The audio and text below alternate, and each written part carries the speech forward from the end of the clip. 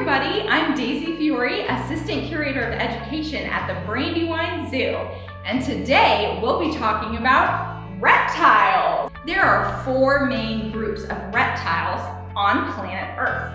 The first one is crocodiles and alligators.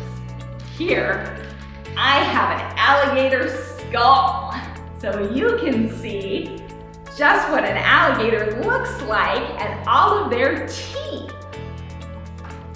The second group of reptiles is snakes and lizards. So you can see on my monitor here an example of a lizard, which is going to be very closely related to a snake like this. You can see on the snake's skeleton that the snake does have a backbone and ribs just like you and me. The third group of reptiles is turtles and tortoises. Here I have a turtle shell. Turtles and tortoises are very closely related with just a few differences. Now the fourth type of reptile is a very, very special reptile called the tuatara. And it only lives in one place in the whole world. And that place is called Aotearoa. Some people also call it New Zealand. That reptile is really ancient and really unique. Most people have never seen one. So those are the four big groups of reptiles. Now I think it's time to meet some live reptiles. What do you guys think? Let's go get some animals. Hello everyone, this is Mandrake. Mandrake is a box turtle. So she belongs to one of our four types of reptiles. Turtles and tortoises are reptiles that have a shell. So they're very famous for having this shell. But what is the shell of a turtle or tortoise? The shell is actually part of their skeleton.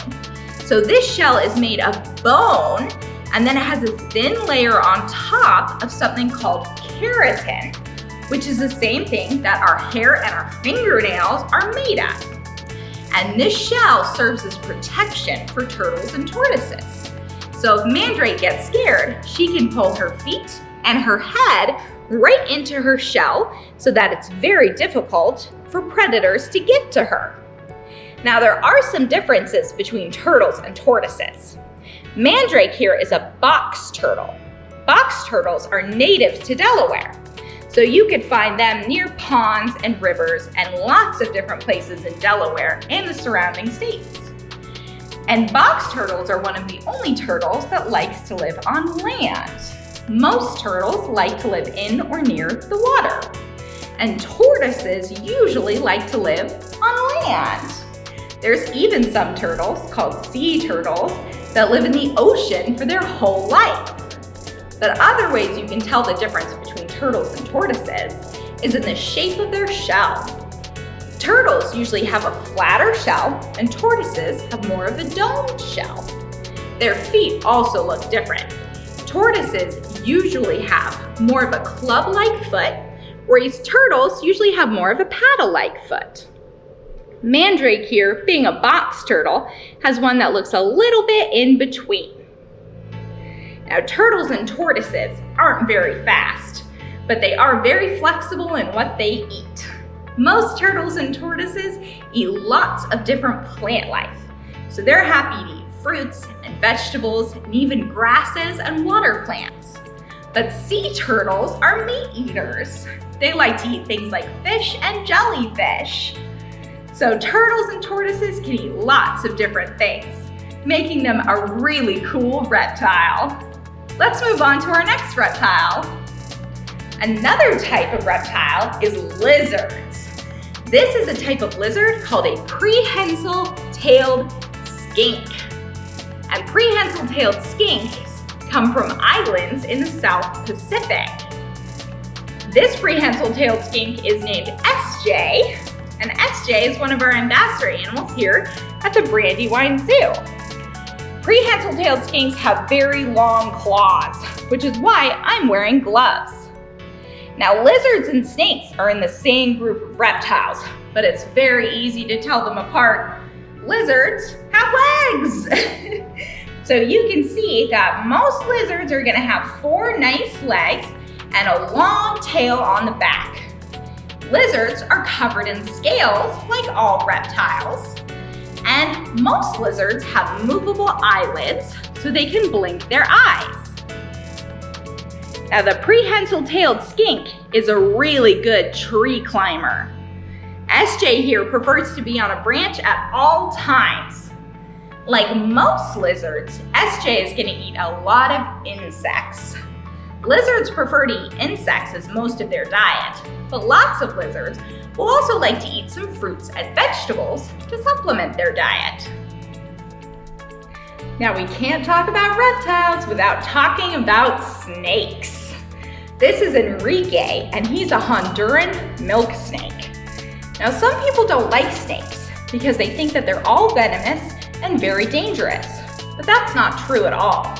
Some snakes are venomous and can hurt you if they bite you, but that's actually not the majority of snakes. Most snakes are not venomous snakes. Enrique here doesn't have any venom or fangs. He actually doesn't even have any teeth. Enrique belongs to a group of snakes called constrictor snakes. Constrictor snakes sneak up on their prey, grab it with their strong jaws, and then wrap around it and squeeze it before they swallow it whole. Obviously, I'm too big for Enrique to squeeze me to death, so I'm in no danger from him. Snakes play a really important role in the ecosystem. They hunt down mice and rats and keep the pest population low so they don't spread diseases to humans and farm animals. The next time you see a snake, say thank you. Snakes give off either a rattling noise or a hissing noise to let us know that they're there. And as long as we respect them and give them their space, we're not in any danger from snakes. And we can let them go about their very important business, and we're all safe from each other. Now, some snakes have very bright colors like this, and sometimes that can indicate that they're venomous. But for Enrique, that's actually a trick. He's trying to make us think that he's a venomous snake, even though he's not. So some reptiles can be very wily and clever, even in things like their coloration. And Enrique comes from a country called Honduras, way down in South America. But almost everywhere on the planet, you're going to find snakes because they are so important.